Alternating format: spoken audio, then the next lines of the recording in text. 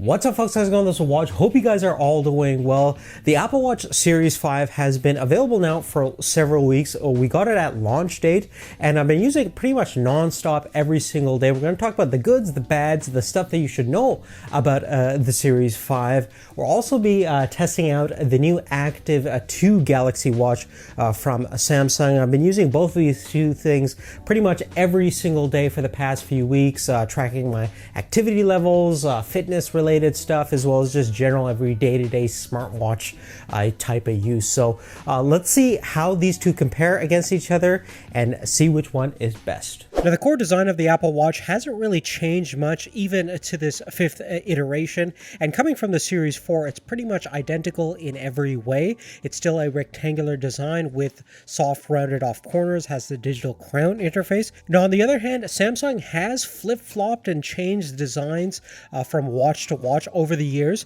Now, the Galaxy Active 2 is pretty much the same overall design as the Active that we came across just a few months back. So it's still a circular design, which really worked quite well in the previous generation Galaxy watches, which actually had a physical rotating bezel that would interface with the Tizen operating system fairly well. Now, in the recent Galaxy watches, you can see that we're missing that physical dial, but in the Active 2, Samsung has reintroduced this interface by something called the touch bezel. So essentially, you can slide your finger around the perimeter of the watch itself, and via the built-in haptic feedback system, you do get the sensation that you're rotating a physical dial, even though it's a virtual system, but it does make navigating through the operating system a little bit more seamless and less reliant on the directional swipe commands that you're going to do with one finger. So it definitely makes interfacing with the Tizen system a little bit better, but still doesn't beat that physical dial that we saw in previous generation Galaxy watches. Now, since the shape of both devices are different, it's hard to do size comparisons, but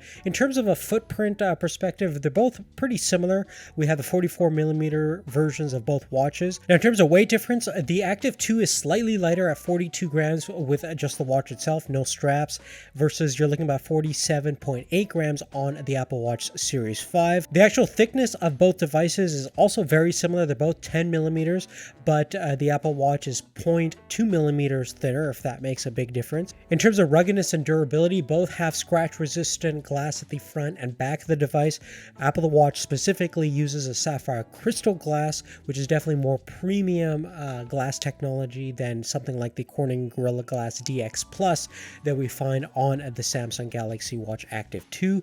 In terms of water resistance, they're both pretty much rated down to about 50 meters deep, obviously sweat resistant, and have a whole bunch of different band options depending upon your personal needs and preferences. Now, in terms of case material options, we have stainless steel and aluminum cases available on both platforms, with the exception that the Apple Watch Series 5 also has the option of both titanium and ceramic case finishing.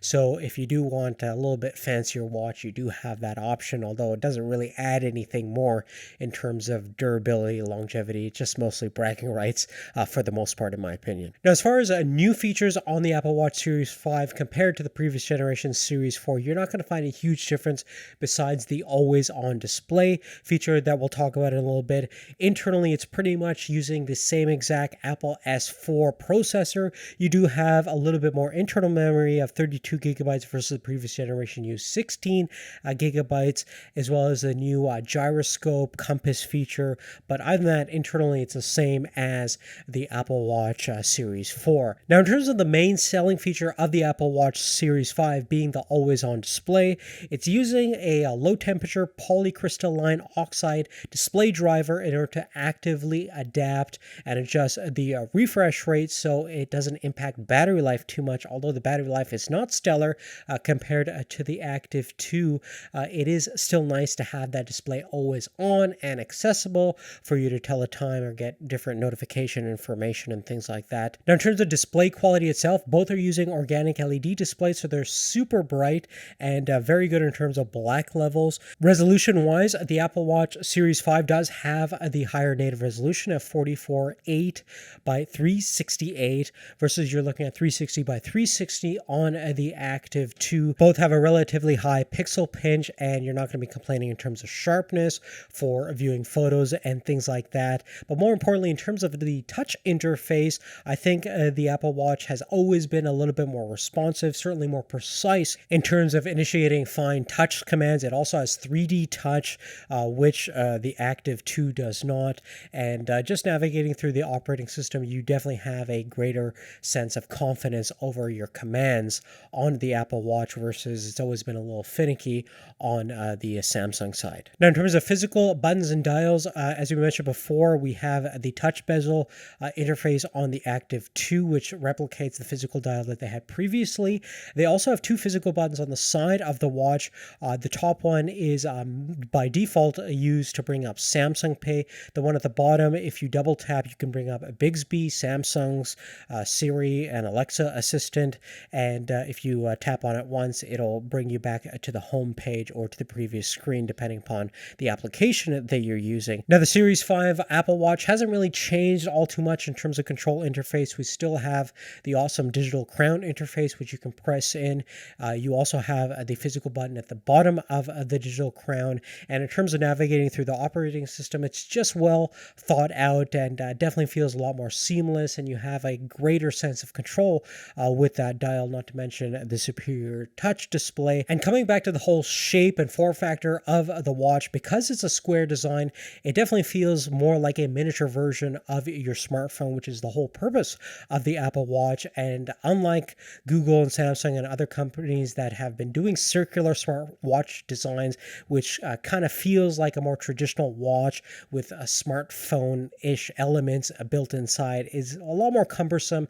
And more importantly, in terms of applications and adapting and developing applications, navigational perspective leads to all sorts of problems compared to the more square interface. And beyond that, Watch OS in its 6th iteration is just far superior and so much easier to use than the Tizen interface that's currently available on the Active 2.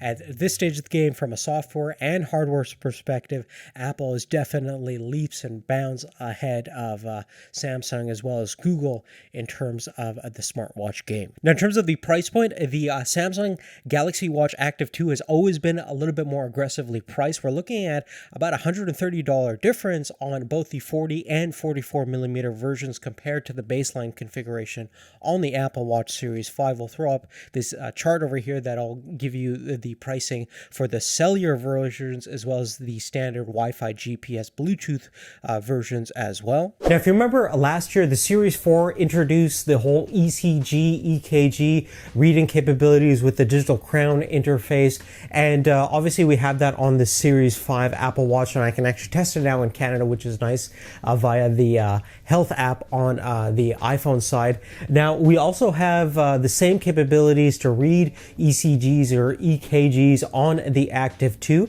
but it's going to be released on a later software update in 2020. I definitely think that having the ability to read ECGs are really important these days on a smartwatch, due to the fact that there's actually been a number of scenarios in the US where people have detected irregular heartbeats, notified their doctor, and found out that they actually have a heart issue or condition that they have to address. So definitely an important feature for, I think, everyone to have access to. Furthermore, one thing that's getting real popular these days is actually sleep tracking, which is going to be important for recovery and just general health. We have sleep tracking built in to the Active 2 versus you're going to need to use a third-party application like Sleepwatch to enable that on the Apple Watch. For whatever reason, Apple does not have a sleep tracking ability built in to the Watch OS at this point in the game. I'm sure they're going to have it later, but it's definitely another important feature to have. One caveat of sleep tracking is the fact that you do have to have these huge things on your wrist, which is definitely not too comfortable based on my experience. Now, probably one of the biggest reasons why I use a smartwatch specifically is for fitness and activity tracking. Obviously, both will track steps and calories and things like that in terms of what you burn. But in terms of what I do specifically, which is a ton of indoor and outdoor cardio, a decent amount of barbell strength training, resistance style work throughout the week, and both will do a good job in terms of tracking those different styles of fitness activities. One thing that I have found is in terms of the calorie burning measurements, the Apple Watch has always been a little bit too generous and liberal in terms of giving you more calories burned than in actual real life. For example, I did an hours of a stair climbing session, and in the exact same scenario with the same exact heart rate, I burned around 800 calories using the Apple Watch, and the Active 2 indicated around 600 calories.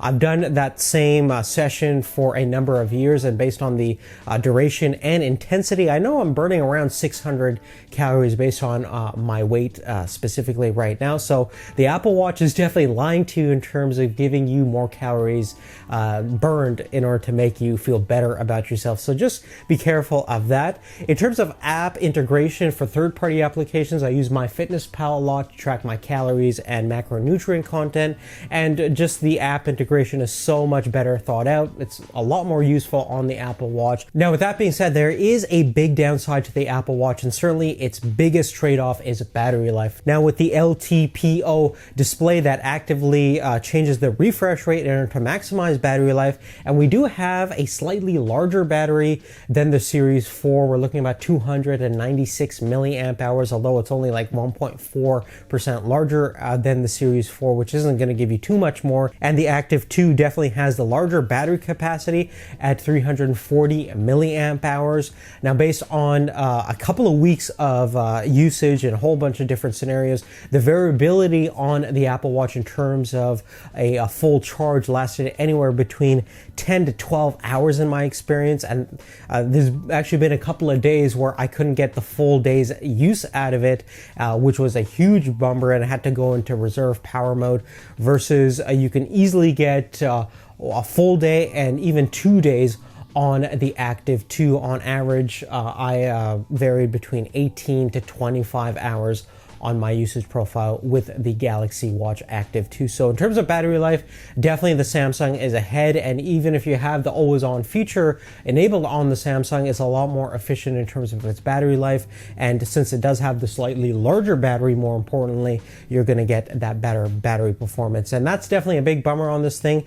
It's pretty much going to have to be charged every single night, and if you're using it vigorously on a couple of different long duration sessions, you might struggle to even get throughout the day. So probably its biggest weakness thus far right now. But besides that, guys, that's really it. If you have any specific questions, let me know. We're going to have a couple of different smartwatch videos coming out in the next few weeks, so definitely make sure you stay tuned for the channel for the best smartwatches that are currently available right now. And if you like this video, please give us a thumbs up. Check out the description for more details, and we'll see you real soon in the next video. Take care.